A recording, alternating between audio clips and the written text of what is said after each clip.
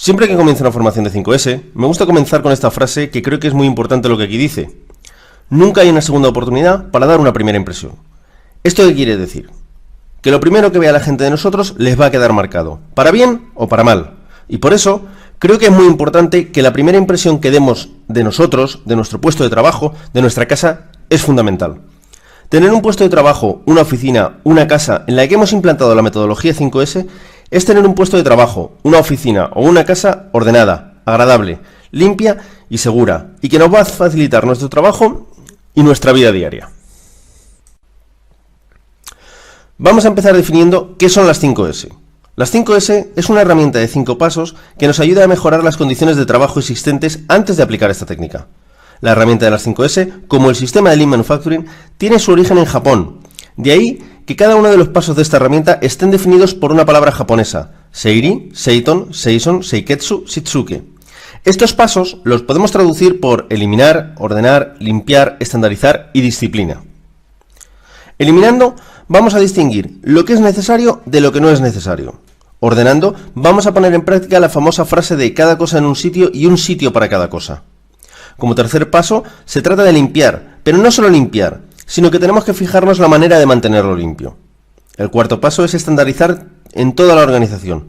Los estándares que se establezcan deben ser compartidos en toda la organización de manera que todos los tengan presentes. La quinta y última fase, y para mí la más importante, es la disciplina. Debemos de ser disciplinados para mantener lo realizado hasta el momento. Aquí se pueden ver algunas de las razones para implantar las 5S en una empresa. De todas las que hay aquí enumeradas, como son crear puestos de trabajo seguros, ser la base para detectar condiciones anormales en el puesto de trabajo, alcanzar un entorno de trabajo organizado, ser el primer paso para el mantenimiento preventivo, establecer el sentido de propiedad del puesto de trabajo, o ser la base de la mejora continua. Pues bien, de todas estas razones aquí expuestas, hay dos que para mí personalmente son las más importantes.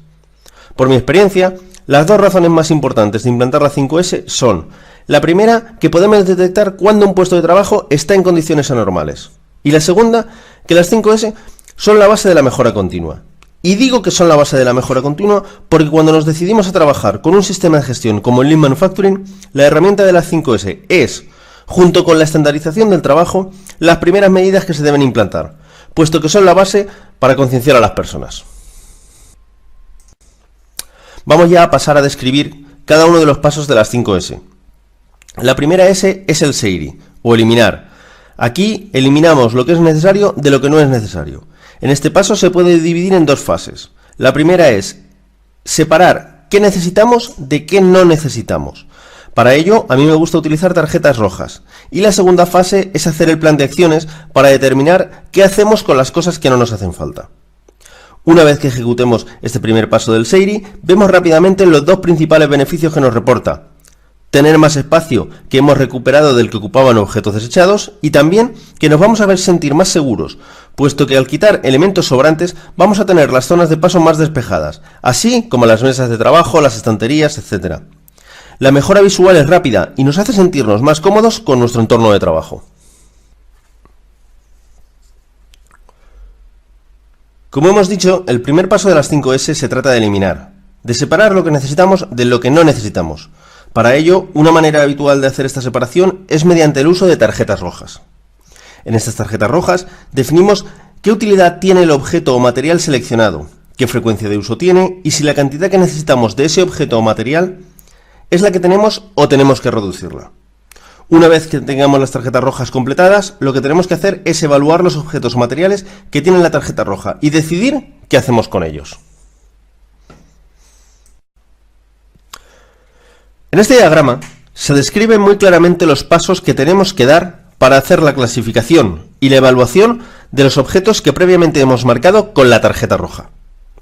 Los objetos que hemos considerado necesarios, lo que tenemos que hacer es organizarlos. Eso parece que es bastante obvio. Los objetos que están dañados, lo primero que tenemos que hacer es definir si nos van a ser útiles o no. En caso que sean útiles, se deben de reparar para después organizarlos como objetos necesarios que hemos determinado que son. En caso de que determinemos que esos objetos dañados no nos son útiles, debemos de proceder a descartarlos. Luego tenemos los objetos obsoletos, Si directamente hemos considerado estos objetos como obsoletos, se deben de separar y descartar. El último paso es con los objetos que tengamos de más, que pueden ser aquellos que hemos considerado necesarios, pero que consideramos que necesitamos menos cantidad de la que tenemos. Si consideramos que no son útiles para nadie, se deben de descartar. Si por el contrario consideramos que son útiles para alguien más, o se los damos o se los vendemos. Una vez hecha esta separación y eliminación de lo que nos es necesario de lo que no nos es necesario, podemos pasar al segundo paso de las 5S, que es el Seiton u ordenar. En esta fase es donde se aplica la famosa frase de un sitio para cada cosa y cada cosa en un sitio. Para hacer la ordenación hay que seguir un criterio. Personalmente, siempre me gusta que la ordenación sea siguiendo el criterio de frecuencia de uso, aunque a veces se puedan seguir otros criterios. Esto va a ir en función del área donde se está aplicando la herramienta de las 5S. Este paso de ordenación tiene unas fases a seguir. Lo primero que tenemos que hacer es definir dónde vamos a guardar y almacenar bandejas, cajones, estanterías. Una vez sepamos dónde vamos a almacenar los objetos, debemos determinar qué objeto va a ir a cada ubicación y en qué cantidades. Muy importante es que tenemos que identificar cada uno de los lugares que hemos definido para el almacenamiento y posteriormente identificar los objetos con la misma identificación que el lugar donde los vamos a guardar. Una vez realizados estos pasos, vamos a eliminar tiempos que destinábamos, por ejemplo, a buscar objetos, que ahora estará perfectamente identificado su ubicación, con lo que estamos eliminando tiempos improductivos. Además, como tenemos los objetos ordenados en las ubicaciones que hemos determinado, en caso de que veamos algún objeto que no está en su ubicación predeterminada, rápidamente se podrá detectar. En esta imagen podemos ver la ordenación que seguiríamos en una oficina con el criterio de clasificación de frecuencia de uso. Lo primero que hemos hecho es determinar las ubicaciones donde vamos a proceder a guardar los objetos. En este caso hemos decidido que vamos a proceder a guardar objetos en bandejas, cajonera de la mesa, en un archivo de pie, en una estantería, en el archivo general de la empresa o algún archivo muerto, o la estantería de los almacenes. Hemos decidido que las frecuencias de uso sean constantemente o a cada momento, varias veces al día, algunas veces a la semana, algunas veces al mes, alguna vez al año o tal vez se use. Con la frecuencia de uso y con las ubicaciones de almacenamiento, lo que nos queda es ir colocando los objetos. Por ejemplo, pondremos los papeles con los temas que estamos trabajando junto a nosotros en bandejas. El material de oficina de uso frecuente lo podemos tener en los cajones de la mesa de trabajo. Otros documentos irán al archivo en función de la frecuencia de uso determinada. En esta imagen podemos ver cómo podemos identificar algunos de los lugares de almacenamiento. Aunque no se ve muy bien, en el archivo de pie tenemos que en el cajón superior están los documentos de contratos y nóminas del personal. En el cajón del medio se archivan los documentos de taller y de caja, y en el cajón inferior se colocan los documentos de ofertas y ventas a clientes. En la cajonera de la mesa podemos ver cómo se decide la utilización de los cajones para el archivado de objetos, en función de su uso continuo, diario o poco frecuente. Podemos almacenar los documentos por colores de archivadores. Las posibilidades son variadas. Lo que importa es que cuando se decide el criterio de ordenación y los lugares de almacenamiento, estos sean respetados por todos los usuarios. El tercer paso de las 5S es el Seiton o limpieza. Una vez leí la frase que está aquí en un taller de mantenimiento de una fábrica y la suelo utilizar habitualmente. Y lo que nos dice es que debemos de limpiar para inspeccionar, inspeccionar para detectar y detectar para corregir. Esto es algo básico y fundamental en áreas de mantenimiento para la prevención de averías. Dentro de este paso, lo que se trata es de identificar aquellos puntos en los que es habitual que se genere suciedad y determinar qué medidas debemos de tomar para corregirlos.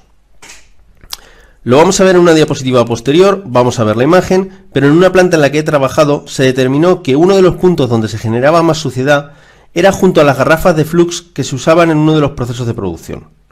Los derrames eran continuos, lo que provocaba no solo suciedad, sino peligro de accidentes, puesto que el personal podía resbalar. Lo que se determinó es diseñar un pequeño carro de almacenamiento de las garrafas y utilizar una serie de accesorios que impidieran los derrames de líquido. Como he comentado en el ejemplo, vamos a ganar seguridad porque evitamos vertidos, además de que mejoramos nuestra área de trabajo haciéndola más agradable. El cuarto paso de las 5S es el Seiketsu o la estandarización. Para mí, fundamental. Con la estandarización, lo que perseguimos es que en cada puesto de trabajo tengamos definido qué es lo que tenemos que tener y dónde lo debemos de tener ubicado. Debemos de definir cuándo tenemos que limpiar y los responsables de hacerlo. Y por último, y no menos importante, debemos de fijar una serie de auditorías para velar por el cumplimiento de los estándares que hemos definido. Evidentemente, como toda auditoría, debemos de generar acciones correctivas en caso de que detectemos desviaciones. Los estándares que fijemos se deben de compartir con el resto de la empresa, para que toda la empresa trabaje con el mismo estándar, y si es mediante controles visuales, mejor. Cuando utilizamos estándares, mantener el trabajo hecho es más sencillo.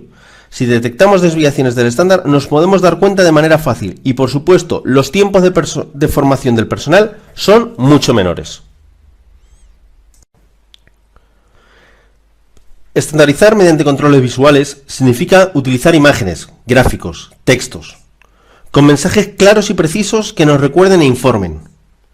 Podemos utilizar carteles, señalización por colores, señales de control, señalizaciones tipo semáforo. La variabilidad es muy amplia. En esta diapositiva vemos un panel de comunicación donde de manera visual, por colores, se pueden identificar los distintos turnos y revisar las tareas asignadas a cada uno de los turnos.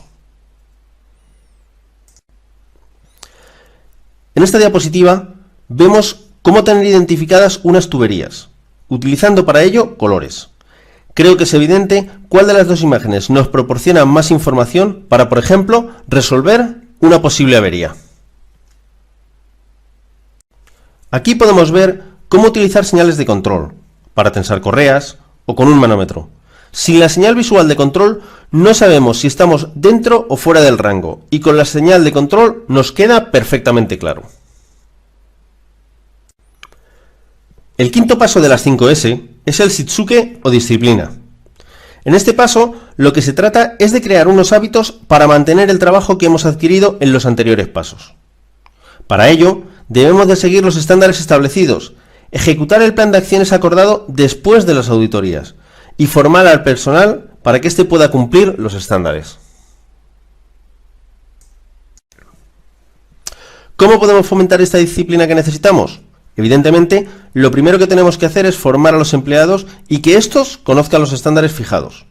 Otras acciones que fomentan la disciplina pueden ser incluir las actividades de 5S dentro de las pautas de trabajo habituales del puesto o con un plan de auditorías programadas, etc.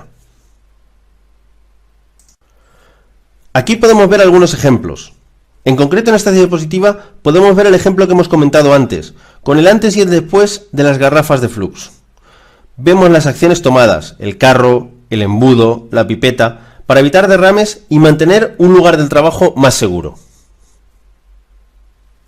Aquí podemos ver otro ejemplo de aplicar las 5S, en este caso en un taller de mantenimiento. Podemos ver la mejora visual, la mejora del confort de trabajo, el eliminar tiempos de búsqueda de herramientas u objetos y la mejora de seguridad, puesto que ahora es más difícil que se nos pueda caer una herramienta y golpearnos. Aquí vemos un área de laboratorio con el antes y el después perfectamente ordenado e identificado. Poco más que decir, creo que queda bastante claro.